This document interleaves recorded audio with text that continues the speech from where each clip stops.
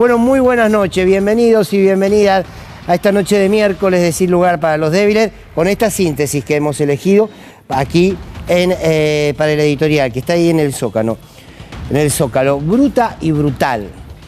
Esto es Patricia Bullrich.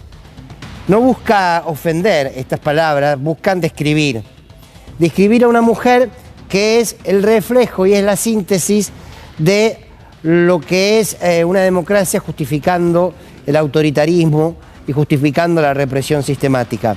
¿Vamos a detenernos en Patricia Bullrich? Sí, pero nos vamos a detener en Patricia Bullrich para entender la política del fascismo, porque esto que nos gobiernan tiene rasgos fascistas. Vamos a pensar lo que puede suceder si de alguna manera, por acción o por omisión, la sociedad le da volumen a Patricia Bullrich. Lo decía recién Pablo Dugan. Patricia Bullrich tiene en su haber, tiene crímenes, tiene sospechas, indicios que ha estado vinculado a hechos muy oscuros, actuales, cercanos, recientes. Y la pregunta es, ¿qué ofrece el gobierno ante la falta de laburo, ante la falta de educación? ¿Vieron la marcha de hoy? Perdón, no la marcha, parecía. Las colas y colas y colas y colas de pibes y pibas, y no tan pibes y no tan pibas, había también adultos, haciendo una fila para conseguir un trabajo que se ofrecía allí en la sociedad rural. Ya la sociedad rural no te convoca solamente para pedirte que devalúes o para pedirte que le quites las retenciones, sino que empieza a hacer el escenario también para ver cómo se va a buscar un trabajo porque no se lo tiene o porque con el que se tiene o con los que se tienen no alcanza. Frente a esto, ¿qué? Frente a esto, Bullrich. Hagamos esta ecuación, quizás podamos vislumbrar un poco lo que viene. Les doy la bienvenida, esto es Sin Lugar para los Débiles. Ahí están. ¿Saben quién es el de al lado? Lo tienen, Matov. ¿Se acuerdan de Matov, el ministro de Seguridad de la Alianza? La alianza de la que formó parte Patricia Bullrich. Este es el camino que va a recorrer Patricia Bullrich. Este es el camino, ¿eh? Esta Patricia Bullrich de hoy puede terminar como Matov. Y es bueno que lo tenga claro. Es bueno que tenga claro que la represión no siempre se enmarca en la impunidad. A veces aparece un límite. Con Matov tardó, pero llegó. Matov es el responsable de haber reprimido y asesinado a más de 35 o 36 argentinos y argentinas en todo el país. Bullrich está recorriendo este camino. ¿Por qué? Porque se cree todopoderosa. Porque estamos frente a una ministra bruta y brutal. Quiero darle contenido a estas palabras. Es bruta en su accionar. Es torpe. Se lanza. Sin medir. Sin pensar. La moviliza la revancha. La moviliza la emoción violenta, la moviliza el rechazo por aquello que cree que es susceptible de ser reprimido. Por cierto, toda expresión democrática. Es bruta porque cuando se expresa esa lógica patoteril de la política. Barra brava de medio pelo es nuestra ministra de Seguridad. Y va a terminar con Matov, que parecía más elegante, más afrancesado, igual de criminal como lo es Patricia Bullrich. Y es brutal porque es capaz de cualquier cosa. De cualquier cosa. Porque lo diga uno o no, porque lo ha demostrado.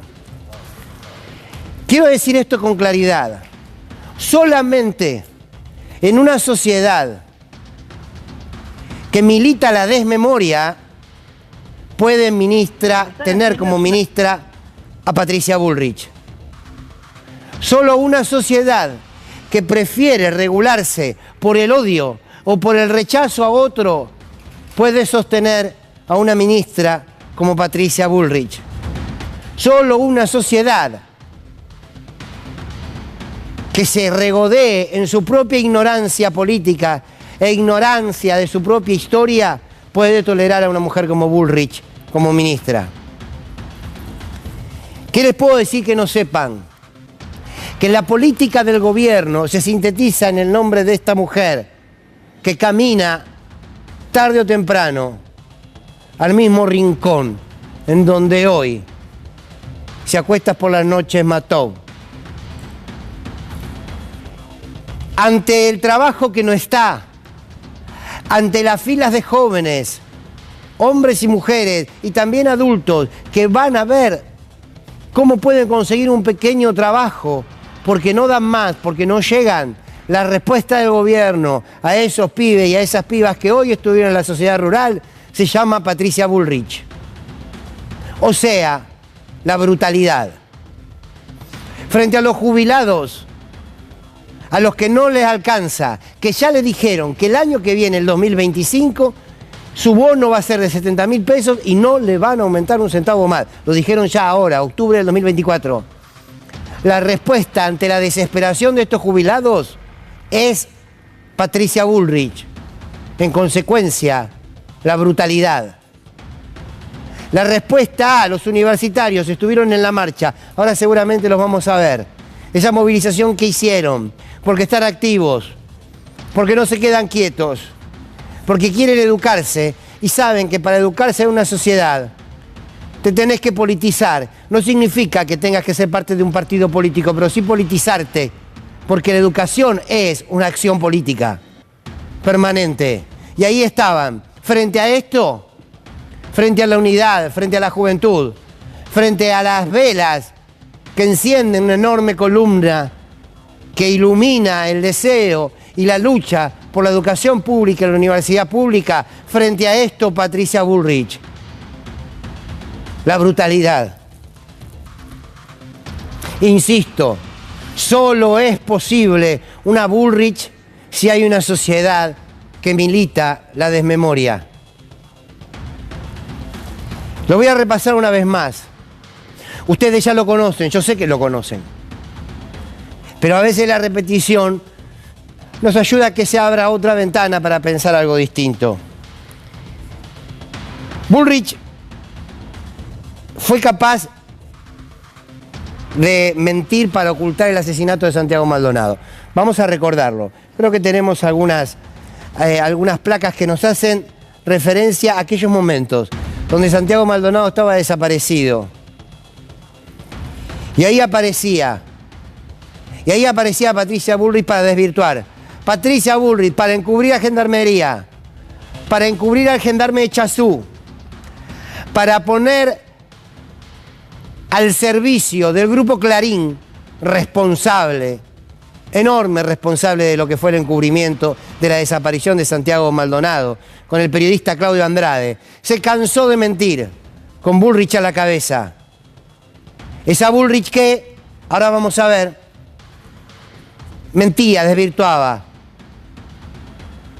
Esta es la de Rafael Nahuel.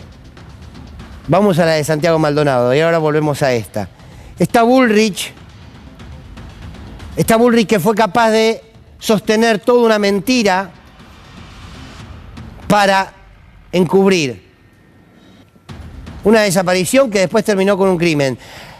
¿Qué dijo? Que Santiago Maldonado siempre estuvo en el río y la pericia descubrió la mentira de Bullrich. El cuerpo no estuvo siempre en el río. No estuvo más de 30 días en el río Chubut. Esa era la versión oficial de una mujer brutal, de una mujer que sabía cuál fue la situación, que sabía que Santiago estaba en esa ruta, que estaba en el pueblo de Cuyamen, pero prefirió encubrir. La misma ministra bruta y brutal que ahora sí nos dijo a todos que cuando apareció muerto Rafael Nahuel fue simplemente por un tiroteo, porque los mapuches dispararon con armas de fuego. Se probó luego que era mentira. La misma mujer, la que recorre el camino que ha recorrido Matov. Matov lo hizo en 48 horas. Bullrich lo viene haciendo sistemáticamente con la alianza con Macri y ahora con el gobierno de Milei. Fue la misma que Tiene de mano derecha a Milman. Yo ya sé que esto se los dije, yo sé que lo saben. Recordémoslo, ejercitemos la memoria, porque solamente en un país que tiene la memoria echada en un rincón y que apenas ve por encima del hombro, puede tolerar a una mujer como Bullrich. Esta ministra bruta y brutal debiera estar dando explicaciones a la justicia por muchísimos temas, pero no. Es la que ordena este gobierno. Las políticas económicas de Milei las ordena en la calle Patricia Bullrich, como el desastre de la Alianza y de Fernando de la Rúa y de Cavallo y de Bullrich y de Lombardi los quiso resolver Mató. Esta Bullrich que no fue capaz de condenar un atentado, el atentado a Cristina Fernández de Kirchner. Y es la misma que ahora dice que viene a poner seguridad. Por primera vez Patricia Bullrich explicó por qué nunca repudió el atentado contra Cristina Kirchner. Dice que estaba por escribir algo, pero bueno, después apareció unos dichos de Alberto, aparecieron. Estaba por hacer un repudio y Alberto Fernández salió diciendo que éramos nosotros. La condena o no la condena es una decisión que yo considero que a mí nadie me puede obligar a decirlo. Lo que yo pienso o no pienso decir. A mí me pareció que en ese momento hubo una condena de Juntos por el Cambio y punto. Bruta y brutal. ¿Es capaz Patricia Bullrich de reprimir a tu abuelo de 80 años? ¿A tu abuela de 75 años? Sí. ¿Hasta qué límite? No lo sé. Lo puedo imaginar. Prefiero no imaginarlo. ¿Puede Patricia Bullrich reprimir por la espalda a tu hijo o a tu hija que están tomando una universidad? Sí. ¿Hasta qué límite? No lo sé. Prefiero no pensarlo. ¿Puede Patricia Bullrich reprimir a una nena y luego decir que la responsable de esa represión fue la madre? Y luego decir que quienes le generaron el daño fueron los que marchaban con la madre, para luego decir lo que dijo ayer, que la nena de 9 años no fue gaseada por la policía, sino que vino gaseada de la casa.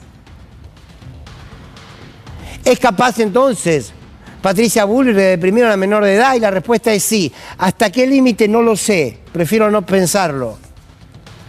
¿Es capaz de cualquier cosa esta ministra? Sí. ¿Por qué? Porque es bruta en su accionar, porque es bruta en su pensar, porque es bruta en su manera de mirar y porque es brutal, por lo tanto, en todo lo que ella hace. Quiero que veamos un fragmento de lo que pasó con el diputado Leopoldo Moró. La agresión hacia el diputado Leopoldo Moró. Un dirigente político intachable, un dirigente político de una convicción y coherencia. Un gran luchador por la democracia, un gran luchador por los derechos humanos. Un hombre que cuando tuvo que dar un paso al costado de su partido histórico, de su partido amado, como la Unión Cívica Radical, lo hizo porque no iba a ser parte de la entrega de ese partido que tanto le había dado al campo nacional y popular. Un hombre que nunca se corrió de las filas precisamente de los derechos del pueblo, que defendió Irigoyen, que defendió a Alfonsín. Y a ese hombre, esta mujer, esta ministra, tan bruta como brutal, le decía todo esto. La decisión de este gobierno es que haya orden público, que las calles no estén tomadas todos los días, que la gente no sea utilizada como rehén. Y en ningún momento nosotros consideramos delincuentes a los manifestantes. Ahora, el que quema un auto, el que destruye, el que... Señora diputada, un diputado que siéntese. ¿Tiene coronita un diputado? Converse con su jefe de bloque coronita para ver en el listado. Mientras tanto, siéntese, guarde la compostura. Por el amor de Dios, diputada de la Nación. Los que incendian autos, los que destruyen bienes públicos. ¿Qué son si no son delincuentes? Explíquemelo usted. Con lo cual, nosotros siempre distinguimos el manifestante del señor que agarra un palo, le rompe la cabeza a otra persona, el señor que quema un auto, ese señor es un delincuente. Bueno, ahí estaba. Después sigue peleando con Leopoldo Moró. Lo acusa de barbaridades. Discutía ahí con la diputada Lorena Pocoic, que le decían, entre otras cosas, ustedes reprimieron menores, ustedes reprimieron jubilados. Ojo con esta mujer. No la subestimemos, uno la ve tan bruta, pobre, pero no lo digo desde un punto de vista intelectual, tan brutita, tan que no sabe bien qué dice, que yo, pero es mala, ¿eh? Genera daño, así tan brutita como parece. Genera daño, generó mucho daño. Debiera estar dando explicaciones en la justicia por Santiago Maldonado, debiera estar dando explicaciones por Rafael Nahuel, debiera estar dando explicaciones por sus contactos de la gente sospechada de atentar contra Cristina Kirchner. Y está con un tupé que no sé quién se lo dio para decir, este es susceptible de ser reprimido. Porque lo que acabamos de escuchar es que ella dijo, a este lo podemos reprimir, este nos parece que no. Nosotros podemos diferenciar, no diferencian. Porque lo que les molesta es el pueblo en la calle. A Bullrich le molesta el pueblo en la calle, porque la última vez que el pueblo salió a la calle, Bullrich se tuvo que ir colgada de un helicóptero. A Bullrich le duele el pueblo en la calle manifestándose. Este es el camino. Que si tuviésemos una democracia medianamente seria, que si fuésemos una sociedad que ejercitase la memoria, esta mujer debería estar en cualquier lado, menos siendo ministra y mucho menos de seguridad. Ojo con esto, porque el gobierno no va a cambiar sus políticas económicas. Hoy lo dijo Caputo en el coloquio de ideas. Dijo, a este presidente no le importa nada, ni las encuestas, ni lo que digan en el tweet, no le importa nada. Él va al frente. Está bien, es cierto. La verdad que es cierto. Cada vez nos genera más daño. ¿Van a cambiar? No, no van a cambiar. ¿Van a sacarlo a Caputo? No, le van a dar más recursos a Bullrich. ¿Le van a dar un aumento a los jubilados? No, le van a dar más recursos a Bullrich. ¿Van a darle más presupuesto a las universidades? No, le van a dar más presupuesto a Bullrich. ¿Te van a dar más trabajo para que vos puedas llegar a tu casa y comer con tranquilidad? No, le van a dar de comer a esta ministra bruta y brutal. Quizás Bullrich piensa que no hay 2 sin 3. Reprimió en la alianza, reprimió con Macri y debe decir, no hay 2 sin 3. Pues que sí. A mí me gusta más la frase de que la tercera es la vencida. En la tercera no te va a salir. En la tercera no. No es una cuestión ideológica. No es porque Bullrich piensa distinto. Es porque Bullrich es capaz de hacer todo lo posible por silenciar al que piensa distinto. Y nosotros no. Mientras no nos maten, toleramos, respetamos. Bien, bruta y brutal. Ojo, ministra, que no es que no haya 2 sin 3. Ojo, porque si la tercera es la vencida, quizás esto que hoy es una pantalla en televisión, usted y quien mandó matar y reprimir a todo un pueblo en el 2001, forman parte de una misma foto. A decir verdad y al ser honesto, ojalá así sea. Ojalá haya justicia en la Argentina. Y usted, ministra bruta y brutal, se haga responsable de tanto daño que hizo y que hace. Bienvenidos y bienvenidas. Esto es Sin Lugar para los Débiles. Bueno, muy buenas noches, Abigail, buenas Jorge, noches. Pablo, ¿cómo les va? Noches. Bueno, duro escuchar a la ministra, Me ¿no? quedaron un poco de dudas, vos sabés, tu editorial. Ah, bueno, Me quedó un sí. poco de Me duda. faltó una B larga más, pero Sí, no iba. no, claro. No era adecuado. No, tal cual, Bueno, tal ¿cómo cual. lo ves, Abi? Mira, tengo 3 cosas para decir. En primer lugar, según qué gente le molesta a Patricia Bullrich en la calle. Porque si nos hacemos memoria y empezamos a recordar el 2008, en pleno conflicto campo con Cristina Fernández de Kirchner, Sí, claro. ella iba a la calle a cortar Arriba, la 9 de julio arriba del caballo. Entonces, Hay que ver según qué gente le molesta a Patricia Bullrich en la Muy calle. bien. Por otro lado, también me pregunto si entonces la gente que va a romper y le pega, como decía la ministra recién, ¿no?, con palos en la cabeza a alguien, es un delincuente. ¿La policía que maneja a Patricia Bullrich no lo es? Pregunto, porque también hace lo mismo. Y por último, digo, si vos no querés gente en la calle, hacé las cosas bien. Cambiar las políticas. Pero claro, si vos no querés eso, Claro. hacé las cosas bien, no tenés gente en la calle, no tenés los pibes ni los jubilados, y ya está. Sí, no quería una cosa con respecto a lo que decían los jóvenes recién, ¿no? Porque a los jóvenes le están quebrando el futuro al poner en crisis el sistema público educativo de la universidad, que es la expectativa de poder ascender socialmente y lograr eso que la derecha históricamente se llenó la boca como meritocracia, ¿no? Pero al mismo tiempo que le destruyen el futuro y la esperanza, le destruyen el presente al destruir, obviamente, la industria y el desarrollo argentino, que sigue cayendo desde hace 10 meses consecutivamente. Nunca en la historia de los últimos 30 años el consumo estuvo más bajo. En este momento está peor que en el 2001. Estamos hablando de una situación gravísima en términos de consumo. Cayó más o menos... hoy los argentinos comen una quinta parte menos de lo que comían hace un año. Y la pregunta es, Jorge, que es muy interesante que planteas, que mucho se hacen es, ¿por qué, si tenés un consumo, por ejemplo, menor al del 2001, por qué no tenés el estallido del 2001? Y yo a esto le sumo, porque no somos la sociedad del 2001. Totalmente. No, pero hay otro elemento.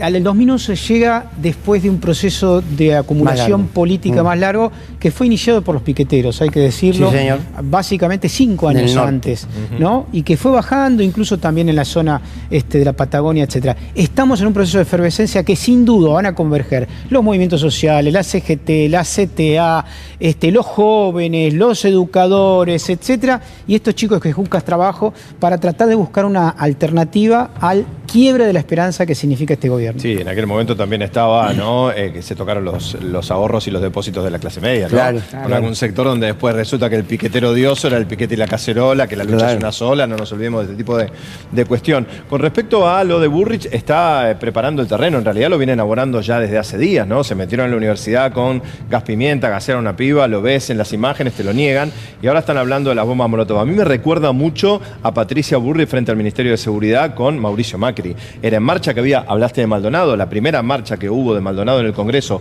para pedir su aparición con vida. Recuerdo que aparecían estos que pintaban con la A, que recuerdan ustedes, esa A de anarquista, eran todos pibes atléticos, como igualitos a los que defendieron el otro día al influencer o a este tuitero, que era un provocador, repartidor, que además tenía gas pimienta también, ¿no? Como para defender, claro, igualito a esto, pero nada más que venían con mochila, y uno ya que estaba, bueno, laburando en la calle todo el tiempo, ya los veía y decías, hoy algo va a pasar. Sí, aparte, ¿no? ella está armando el escenario de Chile. Sí, no tengo duda. Ella está armando el escenario de Chile, que es una represión sistemática, pero uno debe decir, y sin desmerecer a nadie, que el pueblo argentino no es el pueblo chileno. No. Pero Sobre puede estallar como el chileno, porque el chileno porque estalló. aparte, claro. ¿Te acordás? En el 2019 casi tiran el gobierno y tuvieron que llevar un plebiscito. Sí, o sea, claro. que tengan cuidado con las analogías, con esa cuestión que también se expresen en Argentina. De la misma Dejen manera. de copiar, ¿no? Sí. Dejen de Vamos copiar, a ver, Agos, le hablo a Agostina Simenata, nuestra productora.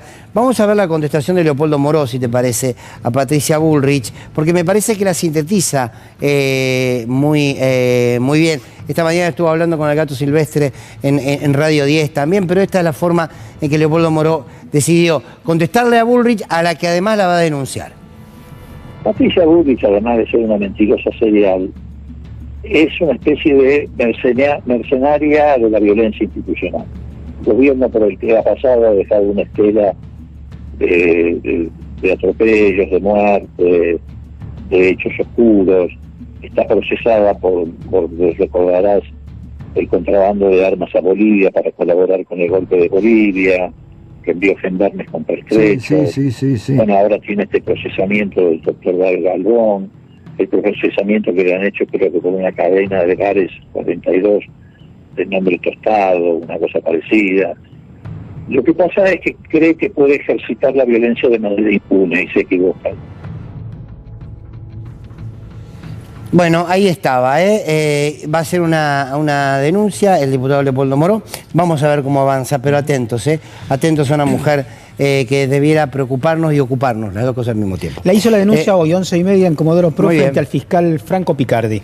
Muy bien. Bueno, vamos a cambiar de tema. Nos vamos a lo que significa hoy la odisea de encontrar trabajo, ¿no? Claro, que está atado a lo que decía Jorge recién, ¿no? Esta caída de la actividad económica obviamente genera desempleo, pero además Argentina está en el último lugar de expectativa de creación de empleo. Estamos muy lejos de Brasil, que está entre los primeros países que piensan contratar a lo largo del próximo año. Argentina va para atrás en tal sentido y se hizo esto que propone la ciudad de Buenos Aires, la Expo Empleo, que viene de 2017, que había tenido también imágenes muy parecidas a las que estamos viendo en estos momentos en la pantalla, allí en la rural, donde decenas de miles de jóvenes se acercaron para encontrar un laburo, donde 70 empresas se reúnen en el predio de la rural para ofrecer 1.500 puestos, 1.500 posibilidades de laburo. Realmente la convocatoria fue muy grande, como se pudo ver allí, con la mayoría jóvenes, mucho calificado, mucho estudiante, mucha persona que ha tenido empleo, que lo perdió en junio, por ejemplo, donde se empezó a acentuar el mismo. Mirá la cola, mirá la cantidad de gente. También se daban a ver charlas de capacitación para que puedas armar tu currículum vitae, para saber cómo presentarse, es decir, una formación en la búsqueda. El tema es que, claro, vos podés buscar, pero no encontrás, porque además el que más sufre, como lo vamos a ver en algunos minutos, el problema del desempleo son los jóvenes entre 18 y 24 años. Pero, bueno, generalmente uno podría imaginar, ¿no?, que la salida grupal de los jóvenes tiene que ver con, che, nos juntamos para ir a hacer un encuentro afuera, nos vamos a pasear, o qué tal si vamos a, no sé, nos vamos a pasear al Tigre. Sí, tomar algo, qué sé yo. Claro, a tomar algo. Ahora, sí, vamos a bailar. Claro, ahora esto de juntarse con los amigos para ir a buscar laburo es realmente muy fuerte y muy intenso, y mirá lo que decía este testimonio de esta chica. A ver. ¿No? ¿Expectativas? ¿Encontrar trabajo? Encontrar trabajo, sí, ya estoy vieja. ¿Para qué edad tenés? Dale. 23. No me llama nadie. Mandé a todos lados y no conseguí nada.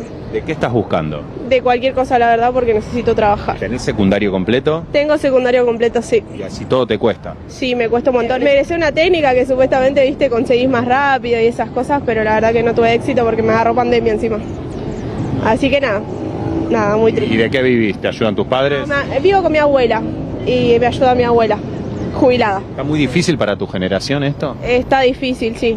Yo vine ahí con mis amigos y ninguno tiene trabajo. Y somos un montón, la fila interminables, gira. Increíble, la verdad. ¿Pensaste encontrar tantos jóvenes? La verdad que no, son muchos jóvenes con ganas de salir adelante, somos todos con ganas de salir adelante, la verdad. Pero quiero sumarle algo más a esto, Pablo, que es estos jóvenes, que vos lo marcabas muy bien, es un detalle, se juntan con los amigos para ir a buscar trabajo, ¿no? Quizás en otro momento se juntaban para salir a tomar algo, ahora se juntan para ir a buscar trabajo. Porque todos esta generación, ¿cuánto deben tener?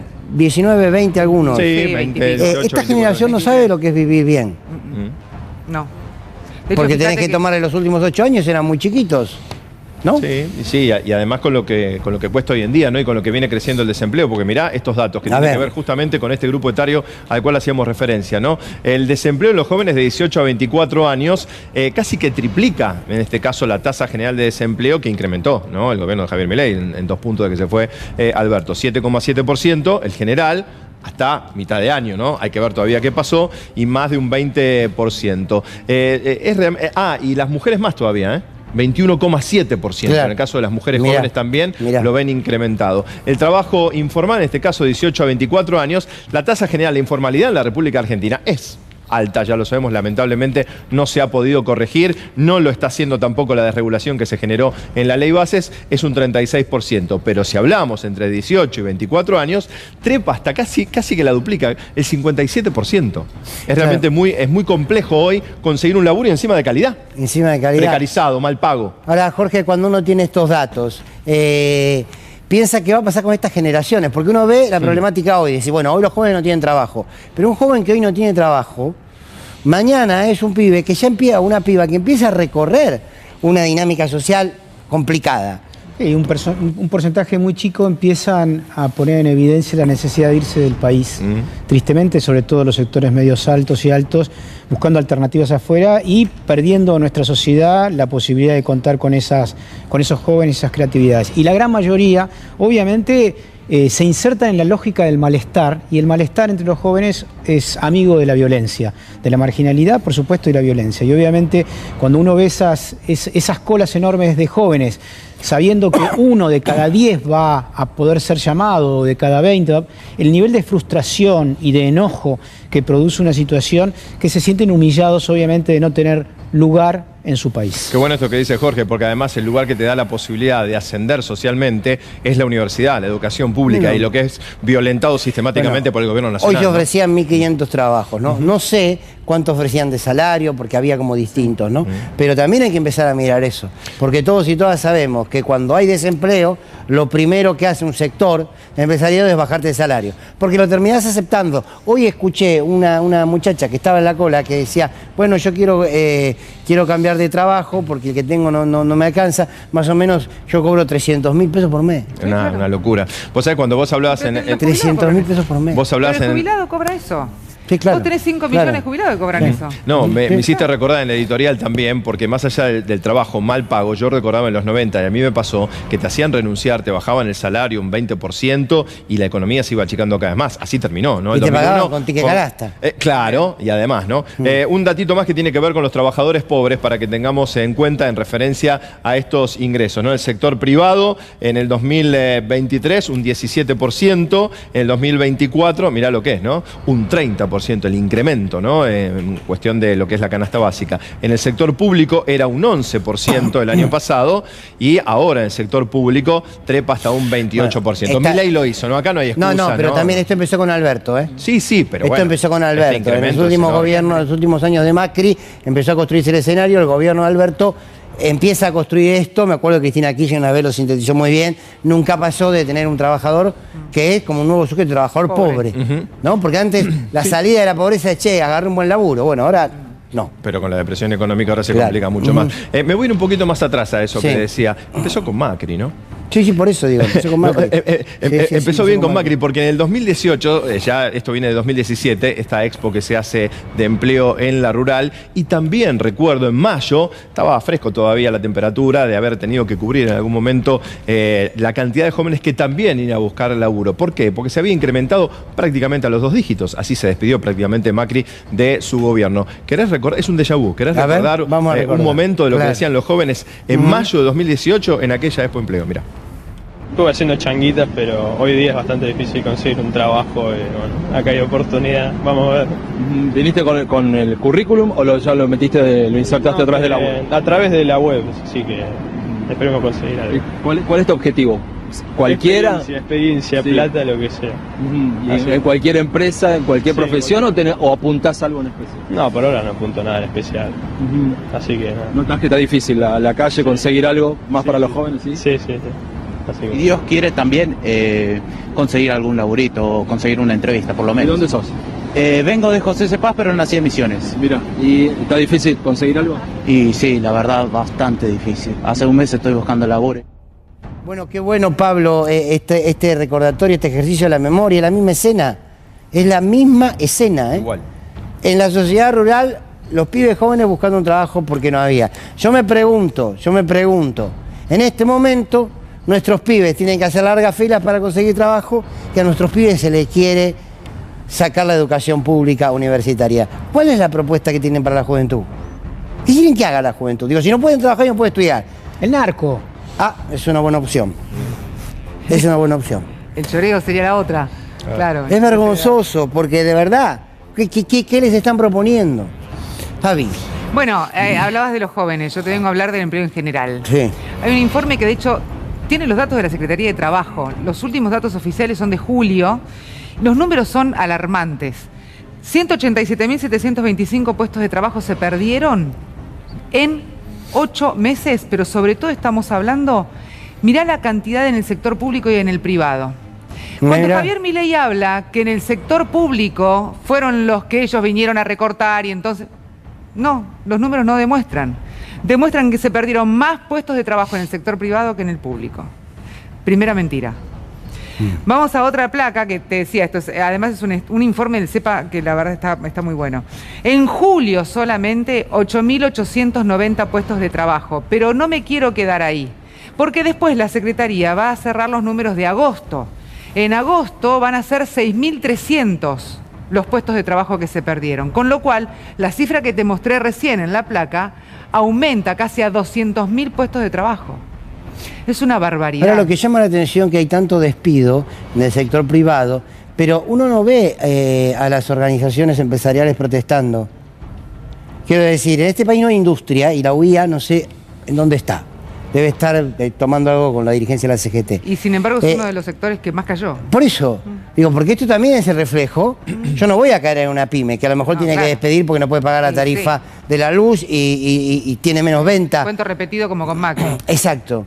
Entonces digo, ¿dónde están los que tienen que alzar la voz? Es que las grandes empresas, cuando empiezan a vender menos porque se restringe el mercado interno, por supuesto ajustan por el lado del trabajo, pero siguen haciendo negocio por el lado financiero. Eso es lo que puede hacer una gran empresa y no el trade y trade. Empiezan a la timba. Hoy por hoy, ¿por qué baja los números que dicen del riesgo país? Básicamente porque este país hoy es el emporio de la timba y es el lugar en donde vienen a timbar un montón de gente. Cuando se empiezan a llevar esos dólares, va a pasar lo mismo que en el 2018. Ya está pasando. Bueno, por eso 14 veces son más ricos de los que menos tienen, ¿no? Claro, claro.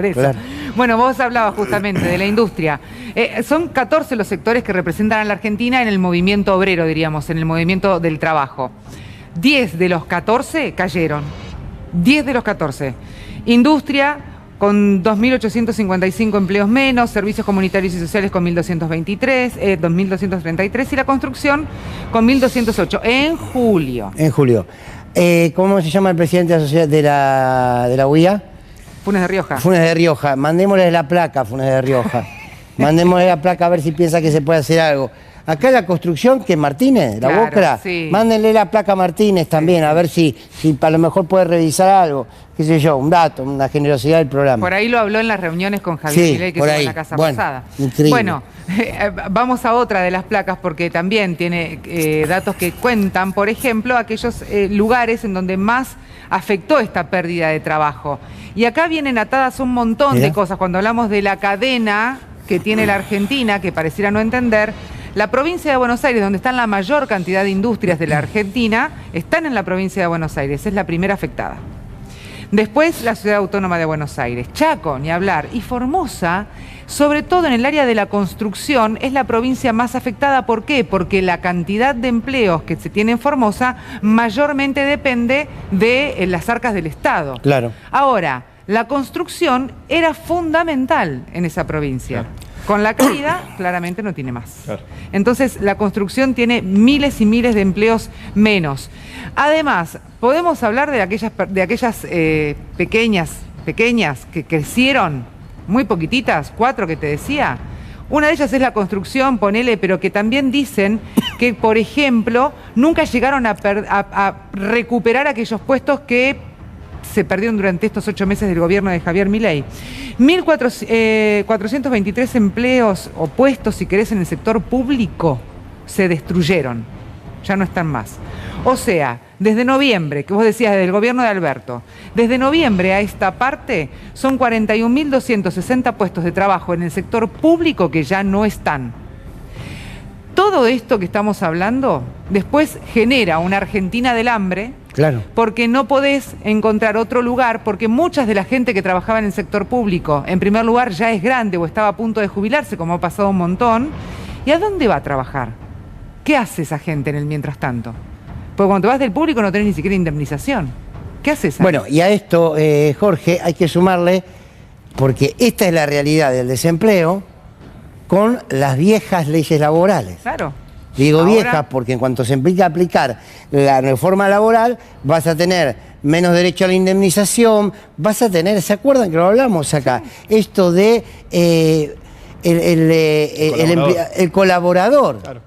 ¿No? Que no es empleado y no tiene derechos laborales. Monotributista. Entonces digo, todo esto en realidad es un presente que puede empeorar. Bueno, esto ha demostrado también, Fer, que ha crecido enormemente el monotributo social.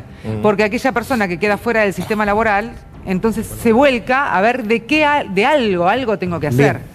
Y el monotributo social, recordemos que se ha ampliado lo que hay que pagar. Eso es lo más gracioso. Se le bajan los impuestos a los más ricos, pero se suben los tributos que hay que pagar en relación al monotributo.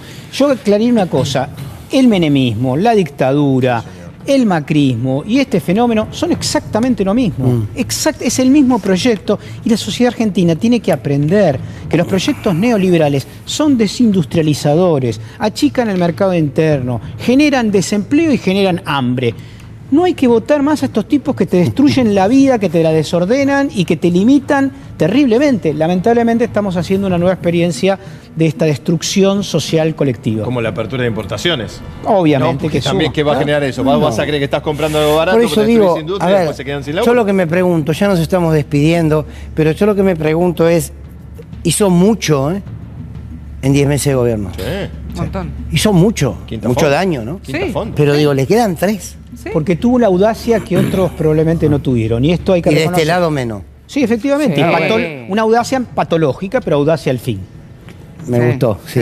Sí. Bueno, a ver, digo, esto es lo que de alguna manera empieza a preocupar de cara a lo que viene. Por eso, si bien no es tiempo de hablar de elecciones, por eso lo importante de encontrar una oposición que vaya hallando los caminos para consolidarse.